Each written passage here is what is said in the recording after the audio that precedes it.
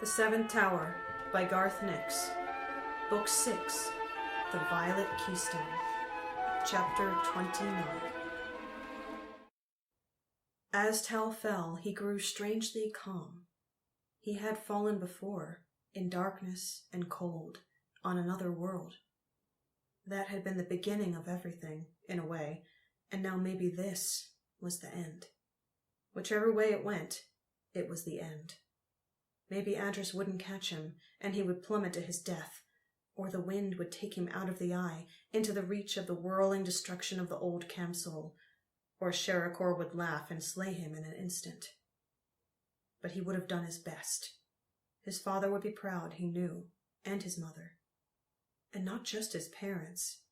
He had done many good and great things, just like the sword thanes of Icecarl legend, in the songs that always ended with them being brought home dead. After they had defeated the enemy, of course. So we had to defeat Sharacore. Mila fell with thoughts of what was going to happen next. She had no doubt Audris would catch her, Audris being able to fly faster than anything could fall. Sharacore was Mila's concern.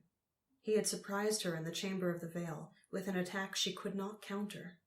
What if he had more tricks, more secret weapons? What tactics could she employ, other than the surprise of falling from the sky? Crow fell silently, his thoughts, as always, of the long struggle to free his people.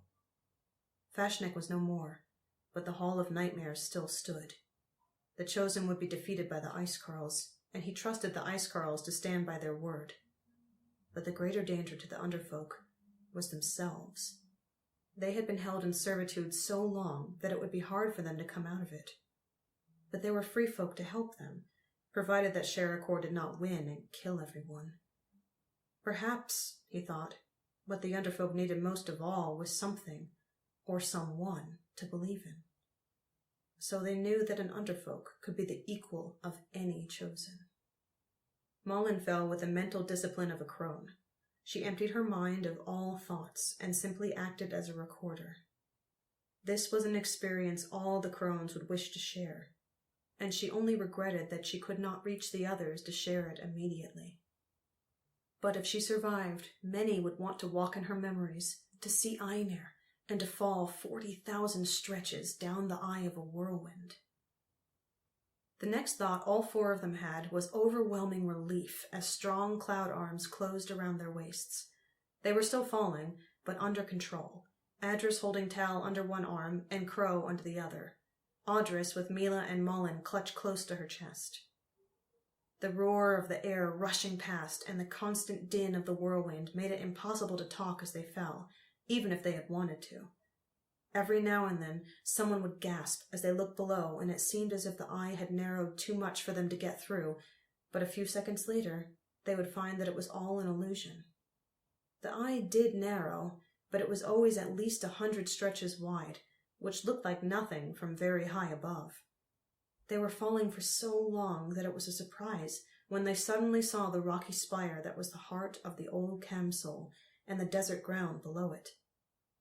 Tal's calm disappeared in an instant, to be replaced by panic. The top of the spire was flat, but it was no larger than the deck of an ice ship, and they had to land on it. That landing space grew closer with an awful rapidity. Tal saw a bright shape upon it, a shining blot impossible to make out, but he knew it was Sharacore. The blot grew larger and sharper, and became a dragon that shone like a mirror in what little sunlight came down the vortex from above. All four of them screamed in the last second, joining with the booming shouts of the Storm Shepherds. Tal screamed in a mixture of fear and anger. Mila screamed a war cry. Crow screamed for his people, and Malin didn't even know she was screaming. They hit the rocky surface of the spire harder than expected. Tal fell over, rolled once, thought of the edge, and stopped. Mila landed on her feet, both talons already extended, whips of light dancing from her hands. Crow landed well, too, and had a sunstone in his hand. Malin smacked her knee and doubled into a ball to clutch at it, but it did not stop her from beginning the prayer to Astir, her voice and gaze directed straight at the dragon who reared up at the other end of the spire. For a second, Sharacore kept speaking names out into the vortex, his half of the violet keystone pulsing where he held it dwarfed and tiny in one enormous claw. Mila dashed forward as Sharacore turned. She struck with the talons, light streaking out to lash at the dragon's forelimbs, but Sharacore flapped his wings and rose above her, and the violet keystone flashed red. Tal sat up and interposed a violet shield of discontinuity between Sharacore and Mila. A moment later, a red ray flashed out, hit the shield, and disappeared. Sharacore flew higher as Mila leaped and dashed out again, her twin lassos of light barely missing his tail. Crow shot a red ray up at the dragon, and Tal fired too, but both were met by a blue defensive shimmer that Tal didn't know. He changed to a blast of pure indigo, but that too was countered, and still Sharacore flew up until he was beyond the reach of Crow's sunstone. Tal knew his own spells would be too weak. The storm shepherds rose up after the dragon, roaring a challenge. Tal couldn't hear what they said, but Sharacore's voice was clear, penetrating even the constant drone of the whirlwind that surrounded them all.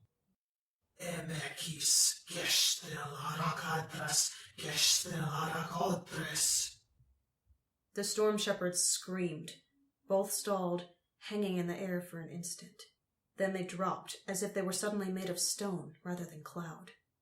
As they fell, they were sucked sideways toward the whirlwind, in certain destruction. "No!"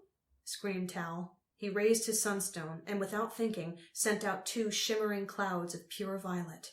They enveloped Adris and Audris a second before the 2 storm shepherds were ruthlessly sucked into the spinning wall of debris.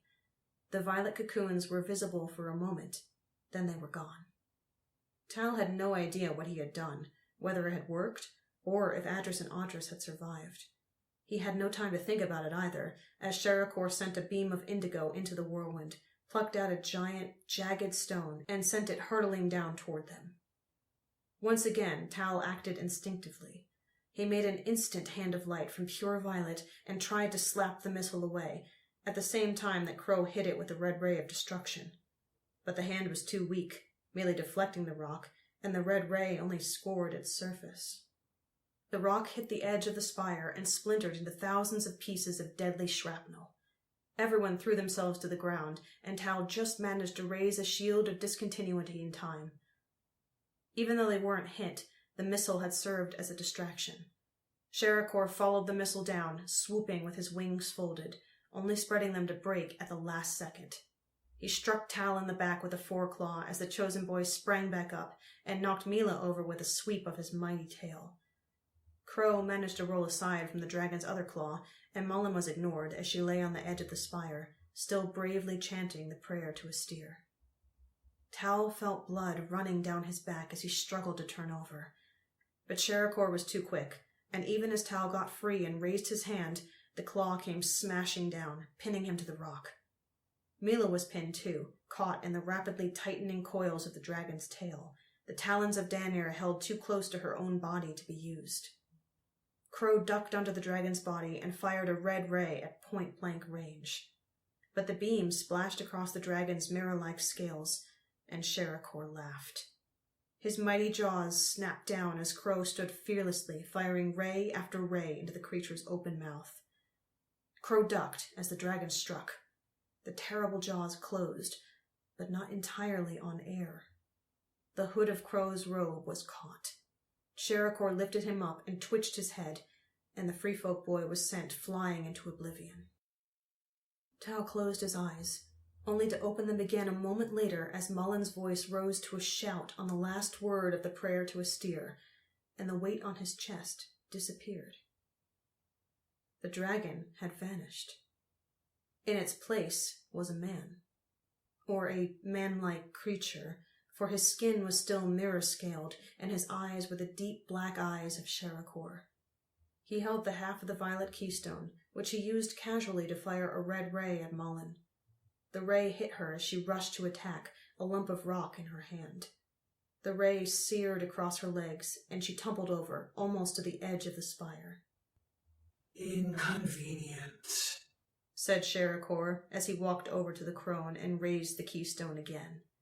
"Release me, crone, so that I may take my grander shape, and I will let you live." No, said Mullen. She started to speak again, but Sharacore set his foot upon her throat. Tal tried to raise his hand, to point his sunstone at Sharacore, but a familiar pain intervened. His arm was dislocated again and useless. "Mila!" shrieked Tal. "Kill him!" But Mila was lying unconscious or dead, 20 stretches away, the breath squeezed out of her by Sharacore's tail.